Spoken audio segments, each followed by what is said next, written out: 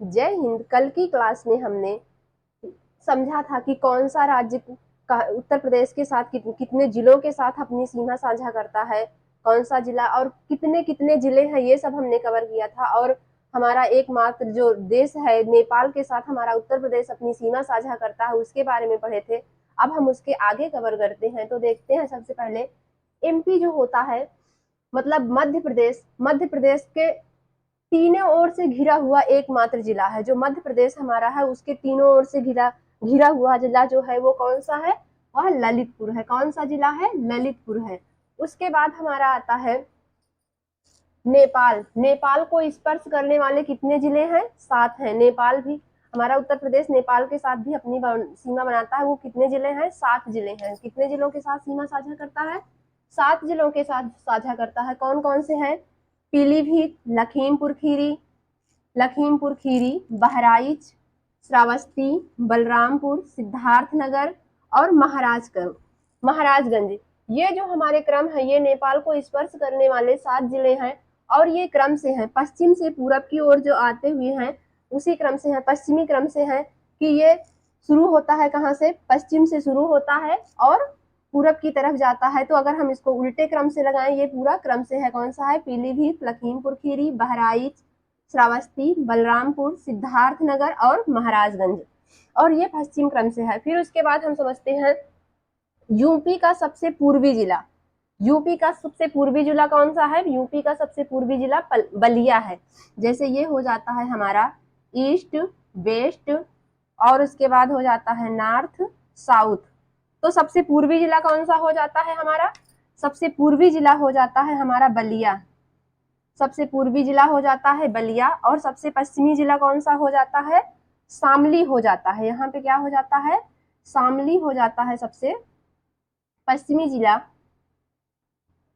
और सबसे दक्षिणी जिला कौन सा है? सोनभद्र है। सबसे नीचे लटकता हुआ कौन सा है हमारा? सोनभद्र है। सोनभद्र जिला हो जाता है। और उसके बाद सबसे जो उत्तरी जिला कौन सा है? सहारनपुर है, जो हिमाचल प्रदेश से सटा हुआ है। सहारनपुर ये हो जाता है। तो हम सबसे देखो, सबसे पश्चिमी जिला कौन सा है? शामली है। सबसे दक्षिणी जिला कौन सा है? सोनभद्र है। और सबसे उत्तरी जिला कौन सा है? सहारनपुर है। फिर हम देखते हैं दृष्टि से यूपी का सबसे बड़ा जिला। मतलब ये तो हो गए जो हमारे कौन सा देश किस कौन सा मतलब जिला कितने कहाँ पे है, ये हो गया। अब हम समझते हैं कि क्षेत्रफल की दृष्टि से सबसे बड़ा जिला कौन सा है, सबसे छोटा कौन सा है और हमारे टॉप 4 कौन कौन से हैं। तो सबसे पहले क्षेत्रफल की दृष्टि से सबसे बड़ा जिला कौन सा हो जाता है? लखीमपुर खीरी हो जाता है, जिसका क्षेत्रफल कितना है? 7680 और वर्ग किलोमीटर है। और उसके बाद आता है सबसे छोटा जिला। सबसे छोटा जिला हापुड़ हो जाता है, जिसका क्षेत्रफल हो जाता है 660 वर्ग किलोमीटर हो जाता है। फिर हम टॉप 4 को भी समझ लेते हैं। टॉप 4 में कौन कौन से हैं?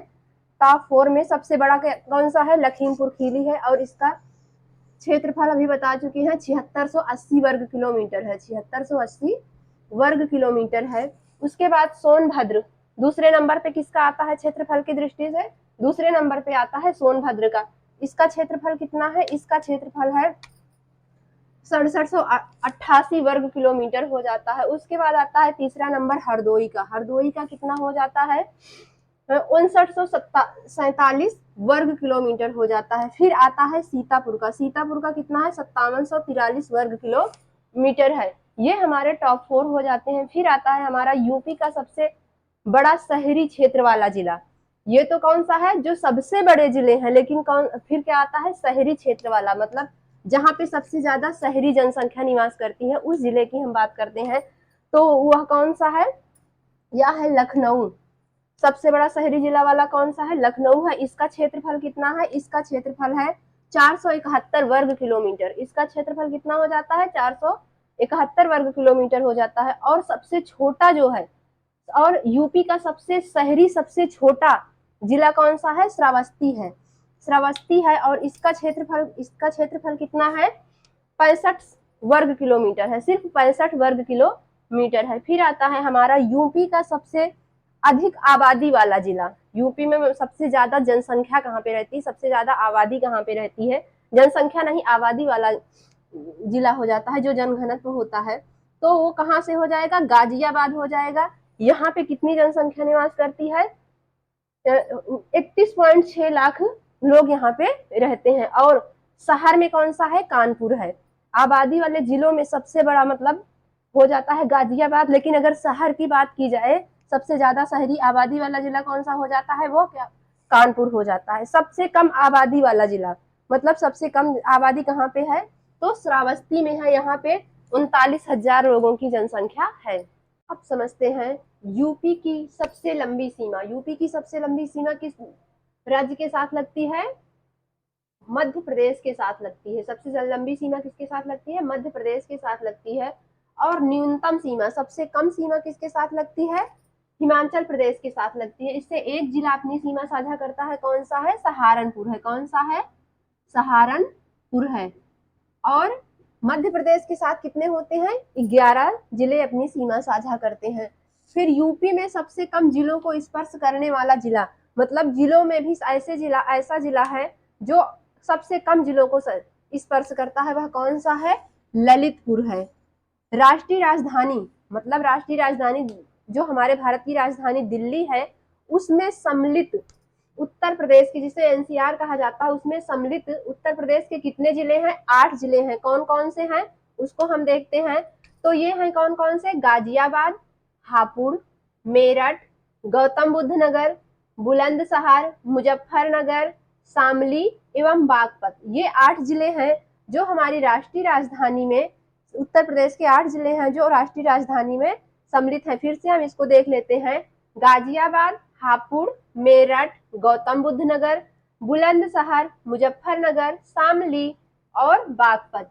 फिर आता है हमारा भौतिक विभाग। उत्तर प्रदेश का जो भौतिक विभाग है वो कैसा है, तो उत्तराखंड के गठन के पहले, जब उत्तराखंड का गठन नहीं हुआ था, उत्तराखंड में भी हमारा शामिल था, उत्तराखंड भी हमारा उत्तर प्रदेश में शामिल था, तब इसको 3 भागों में बांटा गया था। कौन कौन से भाग थे, पर्वतीय क्षेत्र, मैदानी क्षेत्र, दक्षिण का पठारी क्षेत्र। इन 3 क्षेत्रों में इसको बांटा गया था। फिर उसके बाद इसको जब उत्तराखंड का गठन हो जाता है, 9 नवंबर 2000 का जब उत्तराखंड का गठन होता है, तो वो अलग हो जाता है। कौन सा क्षेत्र अलग हो जाता है, पर्वतीय क्षेत्र अलग हो जाता है। पर्वतीय क्षेत्र के 13 जिलों को काटकर उत्तराखंड का निर्माण किया जाता है 9 नवंबर 2000 को।